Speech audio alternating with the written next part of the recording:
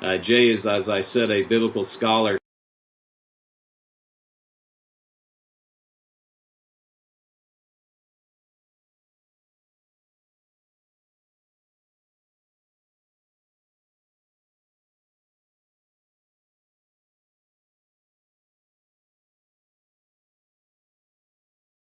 We won't stop doing that. I just went 3 weeks ago when Terry Jones went and did his stunt there in Florida, burning the Quran.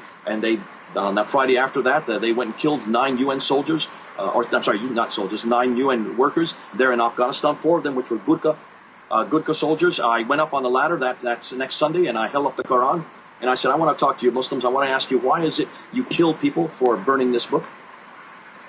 I said, why is it you were killing people that had nothing to do with the burning of this book? They were thousands of miles away. They didn't even know who Terry Jones was.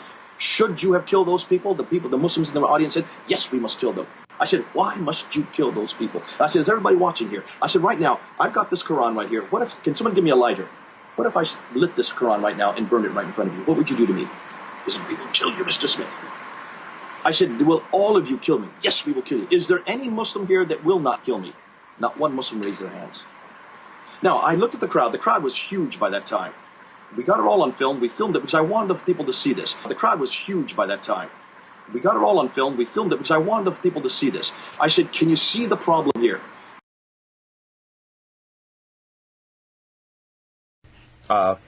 Just yesterday, in fact, I was at Speaker's Corner, and I got up there, and I don't know if you remember what happened on Friday.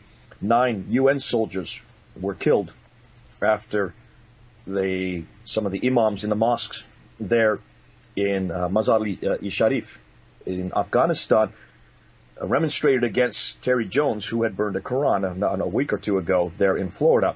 And crowds went on the rampage and killed 9 UN soldiers, wounded 11 others there in Mazar-e-Sharif. And these UN soldiers were from, 4 of them were from Nepal. They were Gurkhas.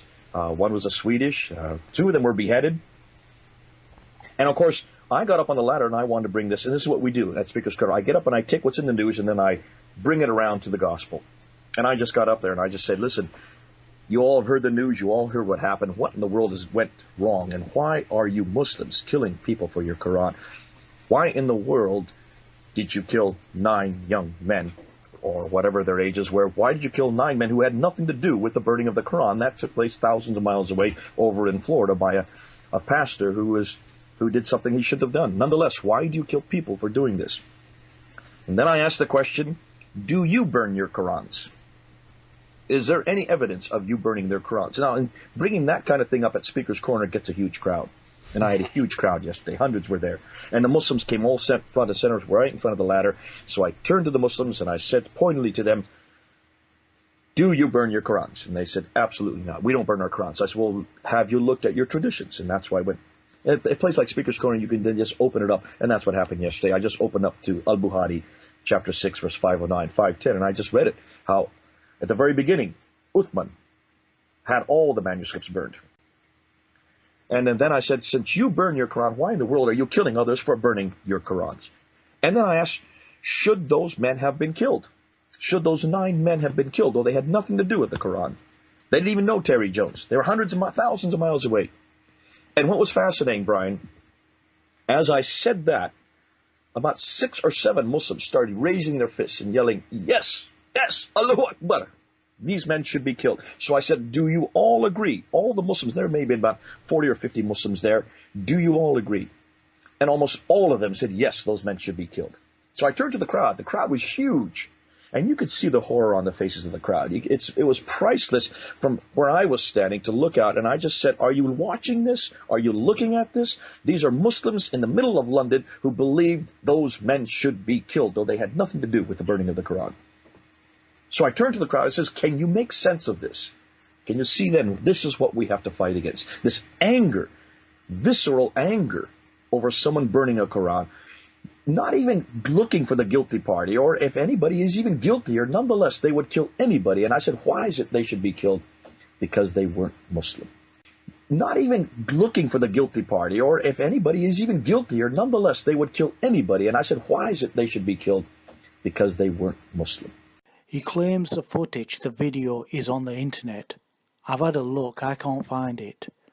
All I could find is some footage of him talking about the third caliph burning Quranic manuscripts. This is really odd, given the spectacular nature of his claims.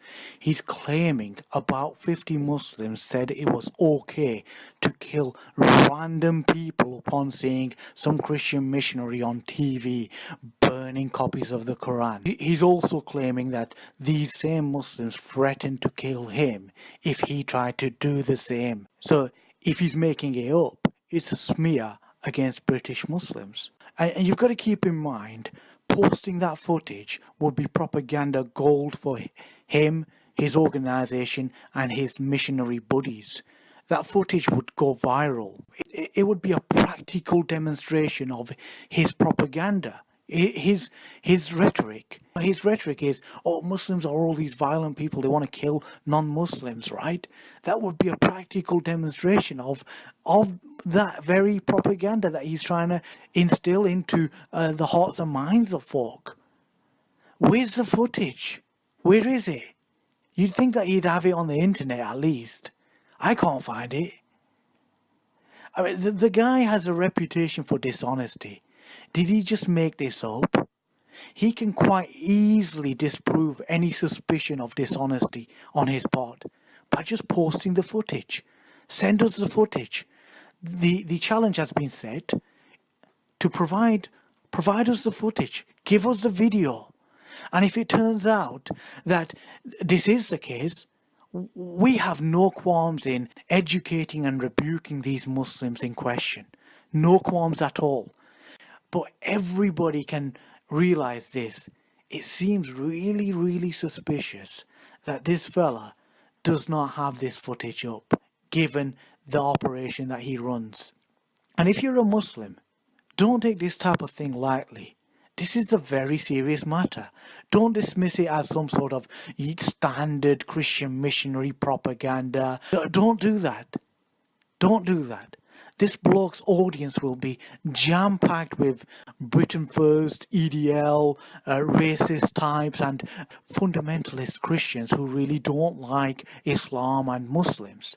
These are demographics that have a scary and violent element to them. What do you think will happen when they are told that there's a lot of Muslims in London who think it's okay to go on a killing spree, killing random people upon seeing some Christian pastor burning a copy of the Quran on the TV? What do you think will happen? It's going to feed into this fear narrative, which will lead to Islamophobic cowards attacking more Muslim women and Muslim old men in Britain. Assalamu alaikum wa rahmatullahi wa barakatuh. The question that many people ask us is, why did the third caliph of Islam, Uthman, why did he burn all of the Qurans of his reign and his empire? And this is viewed as being something sacrilegious, something that shows that there were Qurans that were somehow wrong.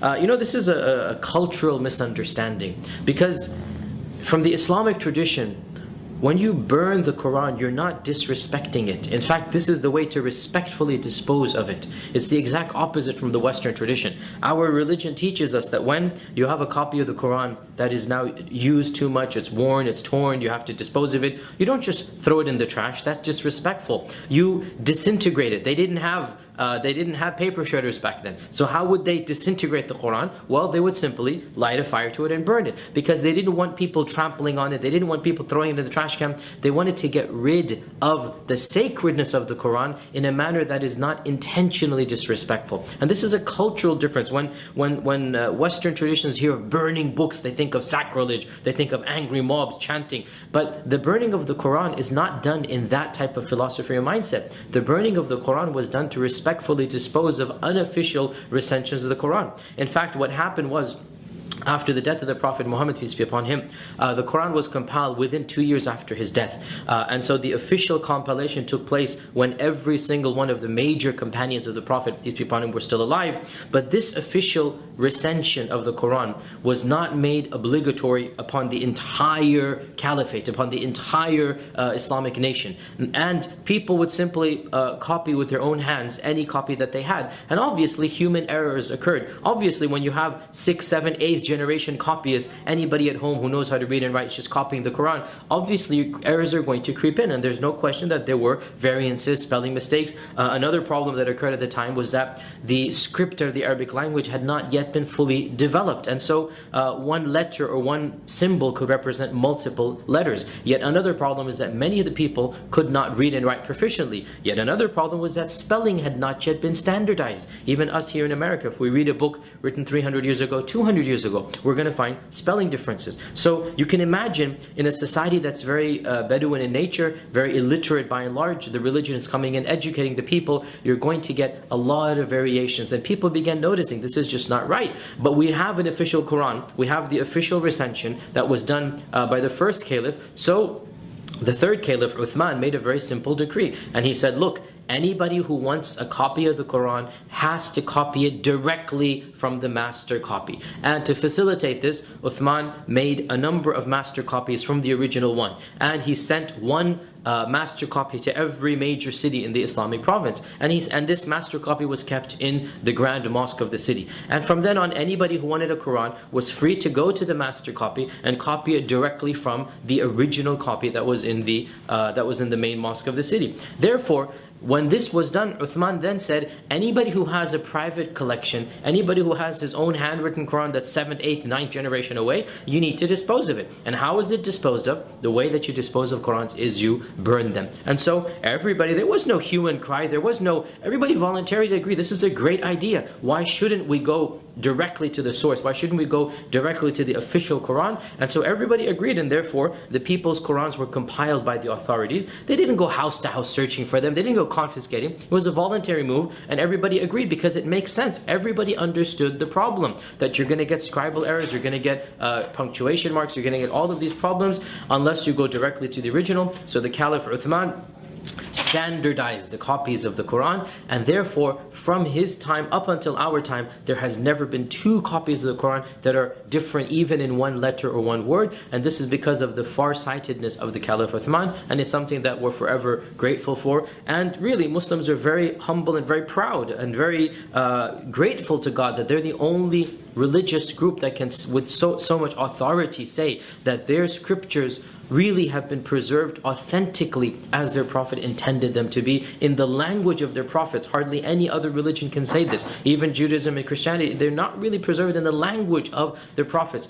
Within a few years after the death of the prophets, the Quran is the most protected of all scriptures, and in fact we as Muslims believe that God in His divine wisdom and plan has protected the Quran from any type of alteration, from any type of deviation, from any type of miswriting, because the Quran tells us that God has revealed this Quran and He is going to protect it. And we believe that the Caliph Uthman's actions were actions that are very logical, very reasonable, and they ensured the protection of the actual script of the Quran.